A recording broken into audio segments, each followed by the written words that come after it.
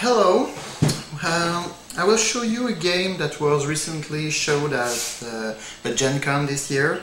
It's called Dungeon Crawler. It's not already available in store, but it should be really soon. I will start by shuffling both decks. I'm currently shuffling the Crawler deck. It's the deck used by the player, by the adventurer. It's a card game that can be played solo. It's why I really enjoy and I will try to support this game as much as I can. So we can play solo and we fight against the dungeon. And in the dungeon you have a creature, trap, event and other kind of traps and event that can go against you. So it's a nice game. It's not easy to grasp the first time, but their support website has a lot of Q&A and FAQ, and they are also trying to rewrite the rules to make it more easy to people. So I will do some round test, some demo round for you. So as you can see, I have 4 adventurers: the Gold Dwarf Brawler, the Gold Dwarf Warrior, the Barbarian Berserker, and the Wood Elf Wizard. So they all have different characteristics, and in this game we can use the ability of our adventurer that are the most high.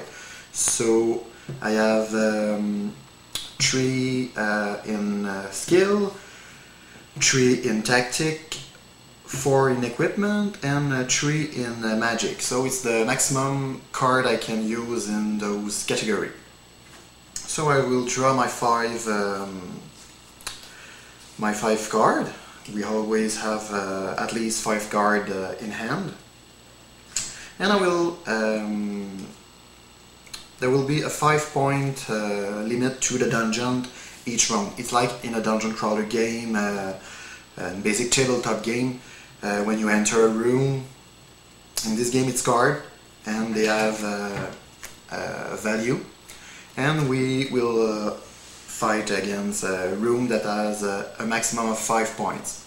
So I have 2 and 2 for 4, 1 for 5, so my limit is there. So no more card for this round. So you have the Giant Spider, the Wild Naga, and the Ruin. So what can I do against them?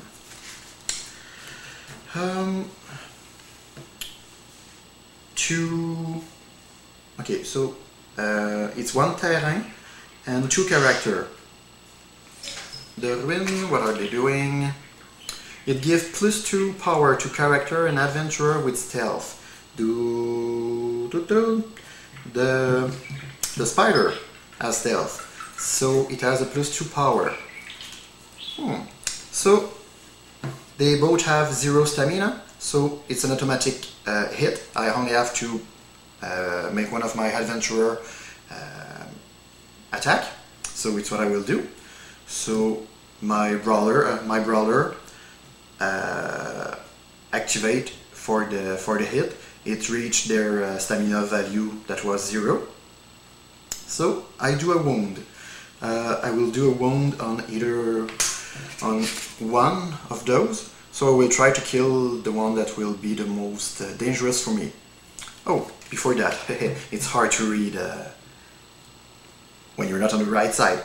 The spider has a skill snare, and the snare, it makes me discard a card, or it activate one of my person. So I will lose a card, it's easier. So I will lose my staff. No more staff. So I'm hitting the spider. The spider is killed. It has 0 defense, so no more spider. I have attacked them, so it's now the turn of the dungeon that will attack me. I have the Naga. It has 4 power, and it has the enfeeble. Let's see, verify. There's a lot of terms on the cards. It's not always easy to remember all of those, but there's a great glossary to help people go through it. Okay, enfeeble. Oh, it made me lose the highest skill of the left adventurer. So in this case, I will not be able to use the skill category of the highest skill of my pool of adventurer. So I will have to use the 2 skill of my second highest adventurer. So it's not so bad. So let's continue. The dungeon attacked me. So it attacked me for 4, and I can't activate more than 3 of my character since the brawler is already activated.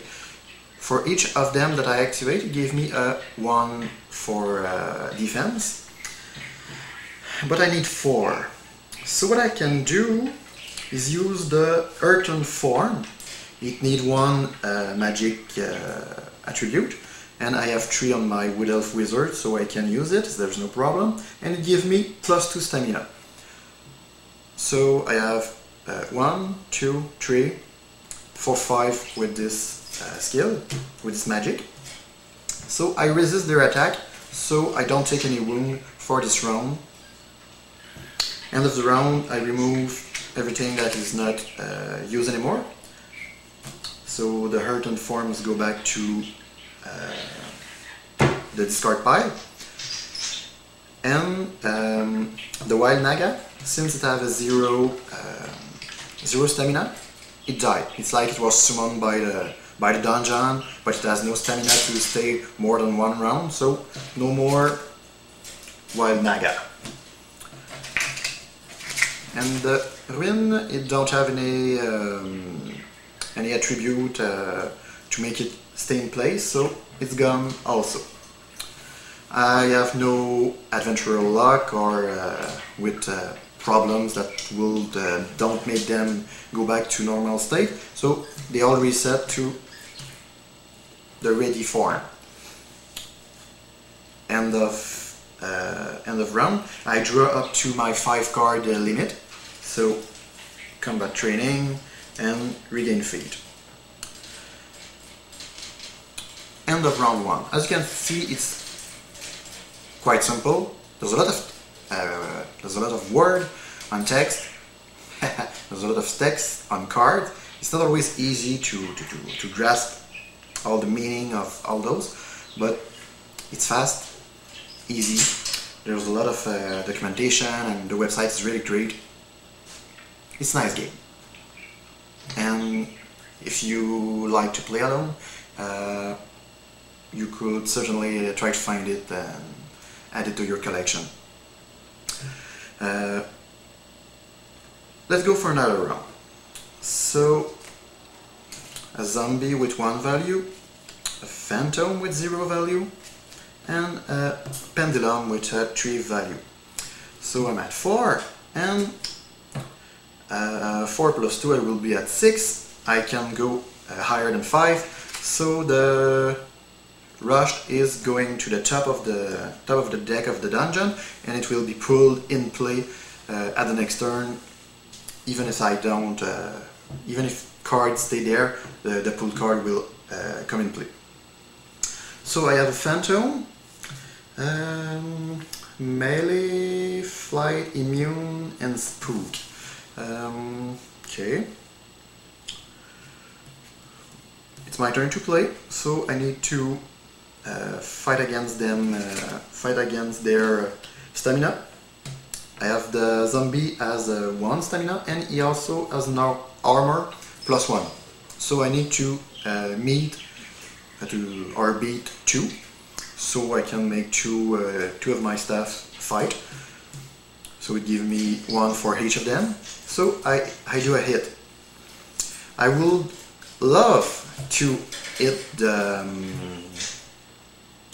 the Phantom, but the Phantom is immune to arm, and our basic attack are arm, so I can kill the Phantom. I will, if I had magic, I could use a magic card, so it will be able to kill the Phantom.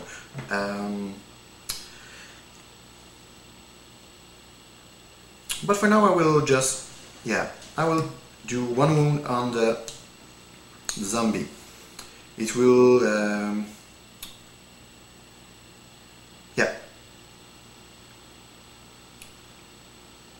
okay. So 1 wound on the zombie. It has 1 life, so 1 life dropped to 0. The zombie is dead. It can be easier than that to fight against them. It's their turn to attack me. Here there's a trap. The pendulum is attacking me with 7 power. The spook at 0. So I had to defend against 7, but the pendulum is unstoppable, so I can bring it down. I can defend on it only with magic or other card, but I can bring it down with the stamina. So there's nothing I can do except take the wound. So I'm taking the wound.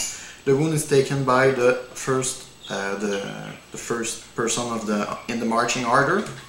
It has a 5 value life, 5 life. So he's now at 4, so no problem. I'm still there. End of the round. I didn't use any equipment card or any card from my hand. Traps only stay there for the turn. The Phantom has 0 stamina also, so it's over for the Phantom. I reset the card, but I keep my wound. So we can continue this until we get out of the dungeon with the victory condition. In this case, I'm playing the scenario Forgotten Mines. In Forgotten Mines, I have to beat the card Pathfinder, and it said that I have to get 15 trap card. As you can see, I had the pendulum card. The pendulum card has the trap logo, so I need to beat 15 of those cards to beat the Pathfinder card, and I also need to beat 1 of the other cards. I have Den of Evil. For this card I need to have 30 creature cards in the graveyard, and or the stars align. For this one I need to have 4 cards in the dungeon in play that are 3, 2, 1 and 0. So it's not an easy one to accomplish, but it can be done. So in a regular game we always have 3 cards to beat, but depending on the scenario, or if you want to go easy, hard or medium, we can simply beat 1, 2 or 3 of them. Yeah, it was just a small demo to show you the setup of the game, how we draw the card, play the dungeon, how we deal and receive wound. So that's it. It will be over for now. As you can see, my English is not good, but I'm trying my best to try to show you a great game. So if you want to have more information on this game, go to your local store and ask for it. It's called Dungeon Crawler. So it was a pleasure to meet you. If you want to see who I am, here I am. So have a nice day. Bye bye.